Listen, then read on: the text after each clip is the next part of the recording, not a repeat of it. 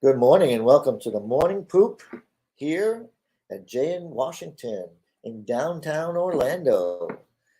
Dun dun dun dun. Hey. So, unfortunately, how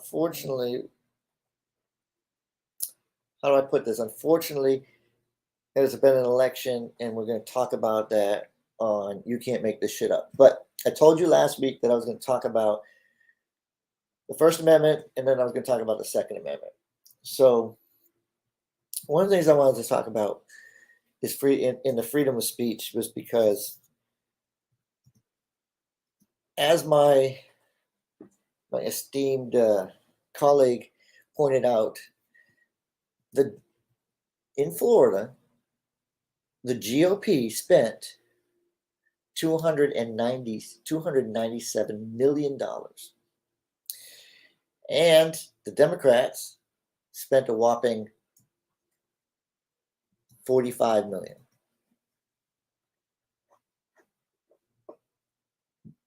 Did you hear that? I'm giving you that pause so you can all breathe that in.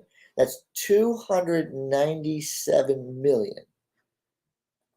Now take the 45 million off of that. You have $252 million more spent by the GOP. Now, how do they do this? How are they able to spend so much money on the Florida elections? They can spend that money because you have a popular governor. He's raising his own money. He's taking care of himself. The party gets to use more money that it's raised on down ballot races. You have an incumbent senator who's probably not in too much jeopardy of losing. And you take that moment and you go, okay, well, even though he's being outraised, he still has sufficient amount of money to defend his seat. So, which is your seat. That makes it comfortable for the Florida GOP to say, okay, where do we go from here? Well, we have the House and the Senate. We have the opportunity with the congressional maps. These candidates are raising their own money. Let's focus on the House.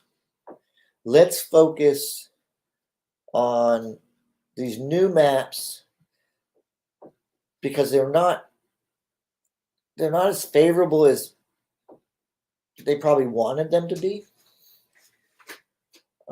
Like Fred Hawkins, if turnout were different, would have seriously lost that race. I mean, that's turnout. But there was energy behind the Republican Party. There was energy behind the Republican Party because they have a popular governor. Ron DeSantis is popular. And that popularity energizes the base. It didn't matter, hey, I want you to tell me, are you going to, promise to do all 4 years of your term, right? He doesn't have to answer that. Because the base is excited, they'll take 2 years and a run for president. Because if he doesn't win, he's still their governor. Or if he does what he did, the governorship, which was popular, he resigns, he gives that seat up,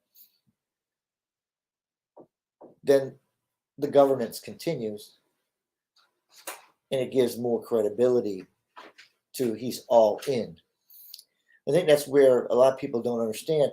Even though Trump endorsed Ron DeSantis, and he's taking huge credit for that, Ron DeSantis didn't stay in Congress. He did not try to pretend that he was going to go up to Washington, D.C. and vote and come back and run, go back up, come back. He didn't. He said, I'm all in. This is the job I want. He resigns from Congress and he's running for office. I mean, that's Ron DeSantis. Ron DeSantis, he's going to be honest to the people. He's going to be, forthright. And he hasn't made a decision. Right now, the only thing he cares about is next year, when the House and the Senate get together, he has a supermajority. He can get anything done that he wants to get done. Double-edged sword. He has to deal with certain things that are starting to aggravate everybody, and we get it. We all seriously get it.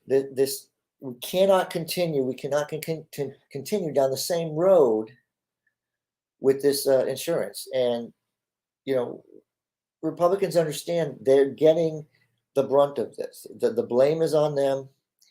They've been in office long enough. But we're a state that takes a brutal attack when a hurricane comes. We have to be prepared. And insurance companies, it's just not easy. It's not something I know anything about. So I'm not going to get into that. But I know that these very smart people are going to have to get up into Tallahassee and they're going to have to deal with this. These very smart people have to get together and start negotiating these things. So we have a lot to discuss. But I'm going to get back to freedom of speech, because freedom of speech, what I wanted to talk about is when you put an ad on television and you're a corporation, you're part of the food, right? You have these special things, but you can't lie. I mean, you can't tell anything. You have to look at that. Can't mislead. Everything is being regulated by the government. The government's trying to make sure that we, the consumers, are protected.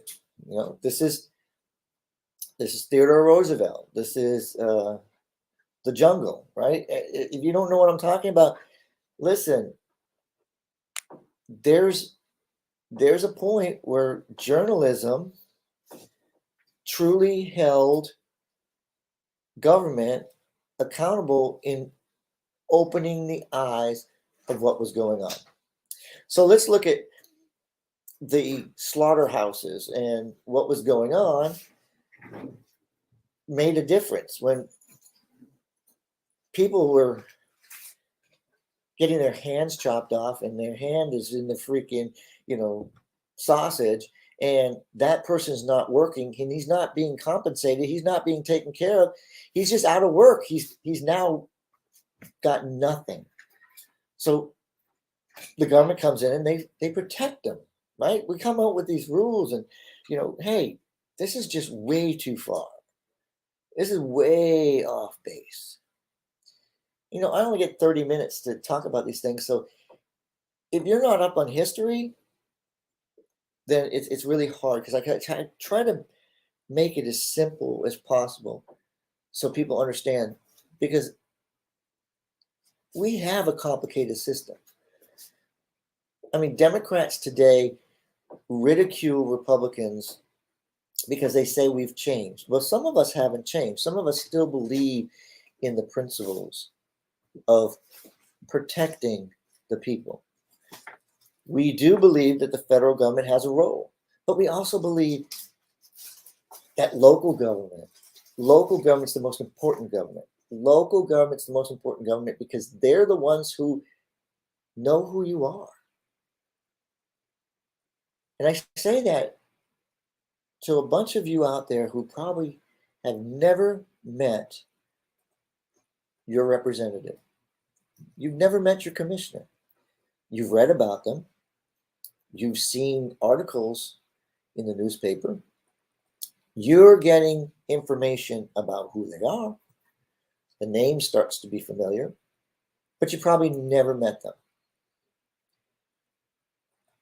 The interesting thing is they know who you are. Or they're trying to know who you are. They want to know who you are. Back to freedom of speech, though. We talk about having integrity in our. We want integrity. We want to know that we're protected. We want to make sure that somebody's not lying to us. Somebody's not selling us snake oil. Somebody's not taking advantage of us. So the government has protected that. And that's understandable.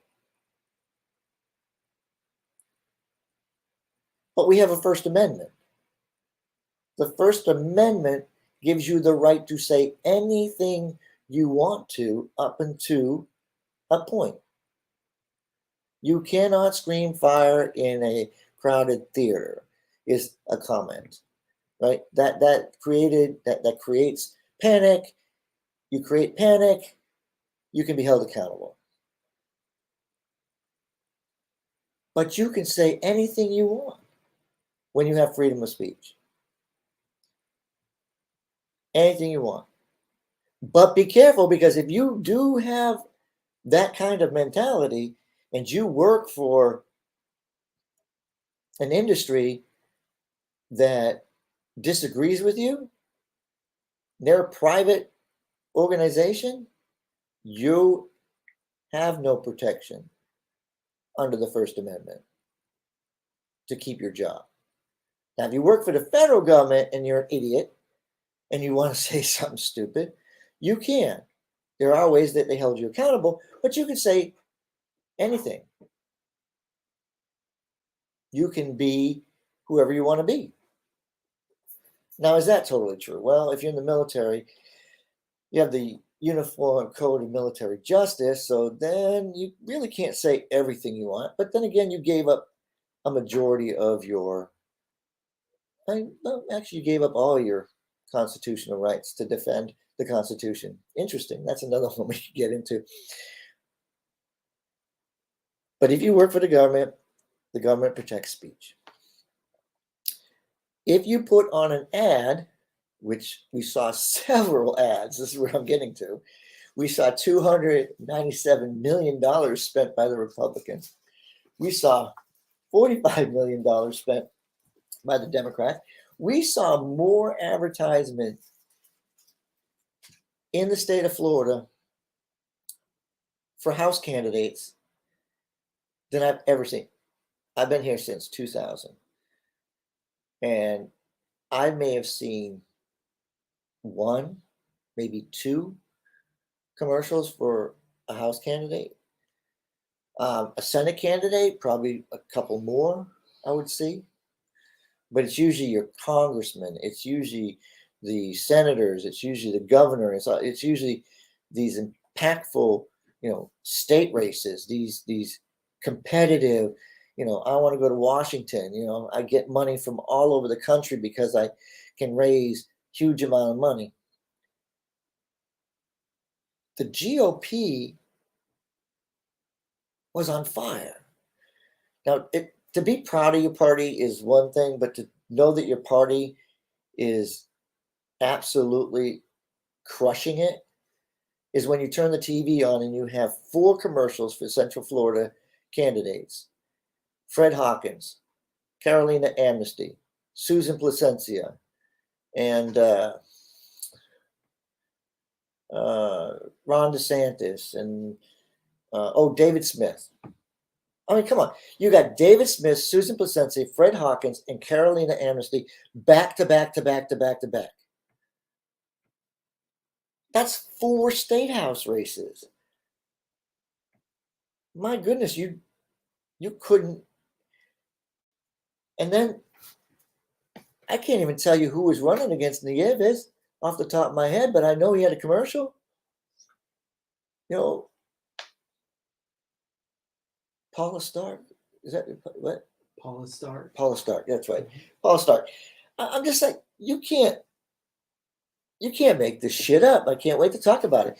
But the freedom of speech means when Fred Hawkins when the GOP has a Fred Hawkins commercial that goes after Rishi Baga, and for all disclosure, I always want to be open. J&W's very first client in transition to the company was already employed, was already with, Myers in Washington, and I was very proud to have Rishi Baga on our team because he wasn't who they portrayed him to be. But as a Republican, I'll stand with the fact the Republicans did exactly what they needed to do. They made Fred Hawkins out to be moderate, nice guy. Rishi Baga's radical. He's out there. He's not part of the, he's not part of this universe. But that wasn't him. And I'll tell you for a fact that's not Rishi Baga. But you can say anything you want because you have freedom of speech. So every time you see these commercials, they can tell you anything, and it really doesn't matter because freedom of speech is allowed, is 100% protected on these commercials. Now, if you're a television station, here's the next kicker. You have to put the ad on a certain amount of days prior, and I'd have to look that up, but at the lowest price that you sell any advertising. So political advertisement gets a priority and a break just before the election. Again, you can't make this shit up. So if you already have all this money going out, you have all these commercials, and you can make a commercial in no time. It used to be it took some time to get a commercial out. But if you really want to, you can throw together a commercial in record time. Maybe 1 day of filming, 1 day of editing, and you can have that stuff up. I mean, maybe you get it done in 1 day total, but it's just so fast. Communication is so fast nowadays, and it's all about branding. Now, the one thing I want to put out right now is if you're watching the morning poop, don't get constipated, okay? Don't get constipated, but don't drink too much coffee or, don't go the other way. Get yourself together today. No matter if you're a Democrat, a Republican, an MPA, nonpartisan, you need to be looking for Jay in Washington. You need to be looking for those consultants like, my partner's going to get all upset because I'm going to say John Dallas, right? John Dallas is looking right now because he's got a whole year he's got to try to make it through until somebody comes up. No, get involved now. You want to run for office, you know who's in there. Don't give them a chance. Don't give them a chance to fail you. Get in now so you have a voice. And if they do a good job, then you can search for something else. But you can at least start now. You need to learn a lot. Don't come in and say, I'm going to take this on now. I'm going to do it now. Because even people that have been involved at the local level, at the grassroots level, They still have to do a lot. I'm gonna talk about the Bankson situation in the primary. So Bankson's a sitting commissioner. So he's already been through a campaign. He already knows what to expect. He has an idea. Maybe he wasn't perfect on his first one, but he still won. And how many times he won, I'm not even going to go there. But I don't know anything about him other than the fact that he was a sitting commissioner, and the dear Lord blesses him through his worship every day because he's a pastor. Whatever. I'm going to be silly, but I'm going to be serious. He's sitting, he looks at the district map and says, my city sits entirely in this district. I'm going to run for the State House. They know who I am. They know my name. That's one thing I have going for me. Everything else I have to work on. Whoever comes and runs against me, I don't want to give them any momentum. I don't want to mention who they are. And if I do, I'm going to mention what they do or the negative in what they do. Now, I didn't see any of the ads. I've heard about them, but I know nothing about the advertising that came out of that. But I do know that Charles Hart was the chairman of Orange County Party.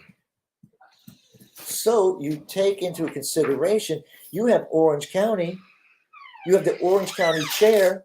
He's running for office. He's on television quite frequently when there's a political question. He was on television when Donald Trump came here to announce his run for president. He came to Orlando. Do you think that Charles Hart was not on television? Did not think he was in the newspaper. He has a bit of name recognition. But again, look at the district.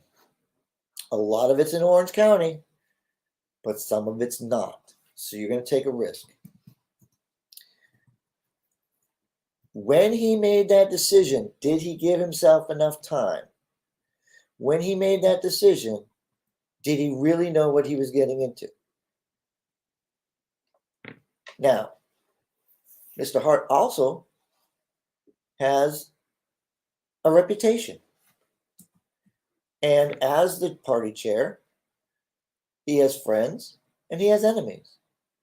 And it's not just we don't create enemies just outside the party. As a matter of fact, we probably make more enemies in the party than we do on the outside of the party. Because we have to balance people of all different types.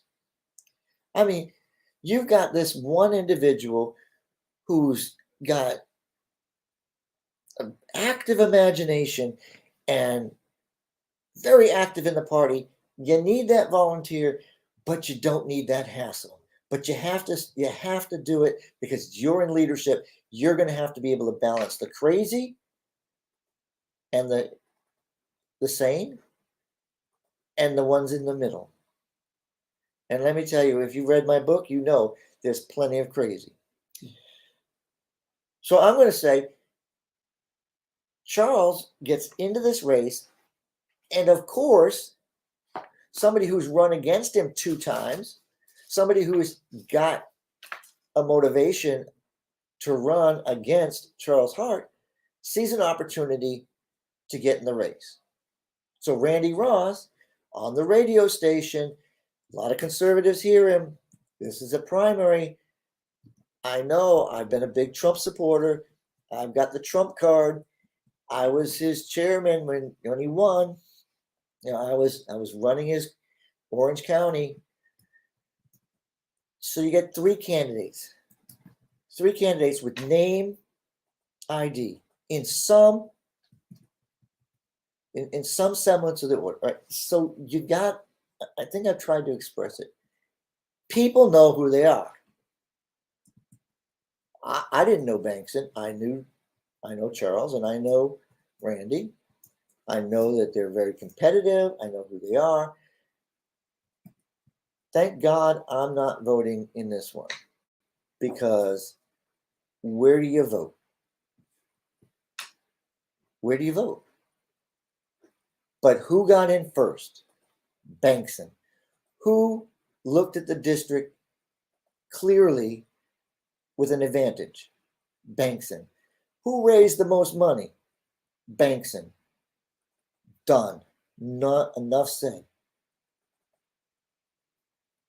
There is no way Randy Ross could compete with the amount of money he raised.